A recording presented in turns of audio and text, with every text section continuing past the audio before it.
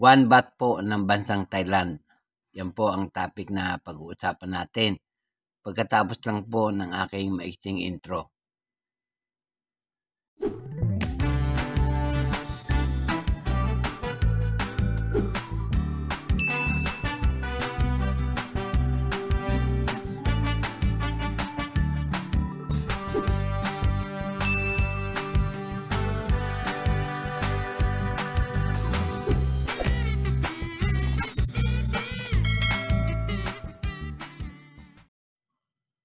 Isang magandang araw po sa inyong lahat, lalo na sa aking mga kabarya at kapwa-kolektor.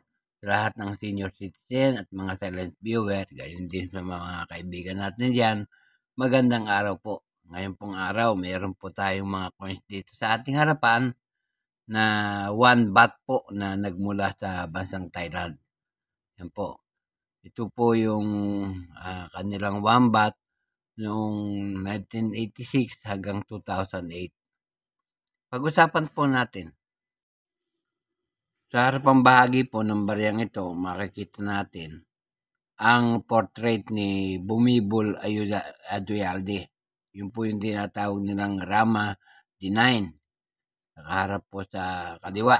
Yan po.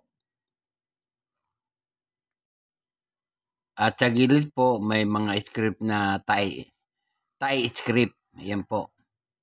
Na kung ita-translate natin sa English, ang katumbas po niyan ay Bumibol Adulyadej, Rama D9. Yan po ang kahulugan niyan.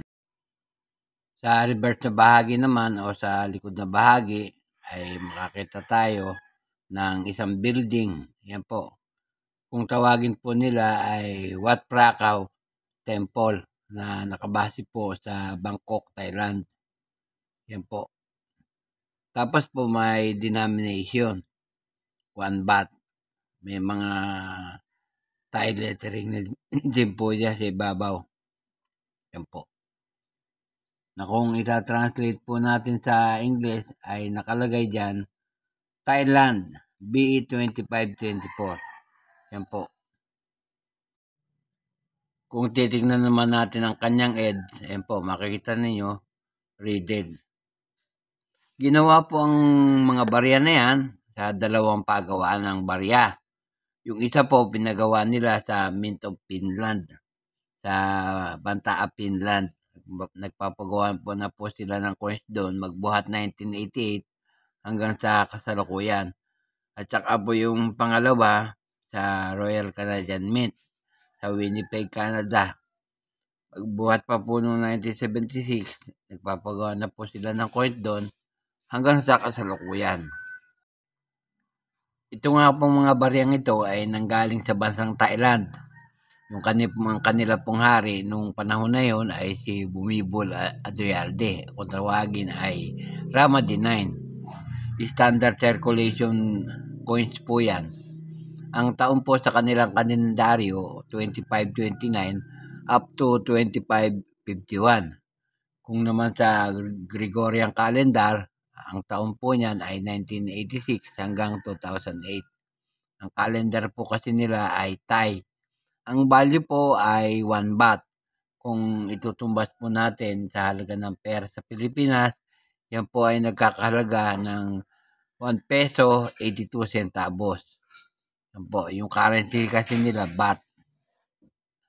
Ang composition po, copper nickel. Tumitimbang po ng 3.4 grams.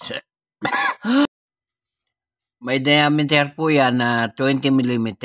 Ang kapal po, 1.48 mm. Yan, makita niyo ang hubog, bilog. Milled po ang technique na ginamit at coin alignment ang orientation. May number po yan na N number 1106 at saka reference number Y number 183. Dito po sa numista, may mga presyo na po, maraming presyo eh. Pero ang babanggitin ko na lamang po ay para sa taong 2008. Yung pong good niyan ay 5 peso 50 centavos. Yung pong very good, 8 pesos 40 centavos. Parehas po ng presyo yan ng very fine, 8 pesos and 40 centavos. Yung very fine po ay 9 pesos centavos. Tapos yung extra fine ay 12 pesos. Yung almost uncirculated, 13 pesos at yung uncirculated ay 13 pesos din. Dito naman po sa eBay ay may nag-iisang presyo akong nakita. Yan po. Yung katulad ng ating bariyang 1 baht na yan ay nagkakahalaga po ng $3.50. Yan po ang halaga niyan dito sa eBay. Yan po lamang at wala nang iba.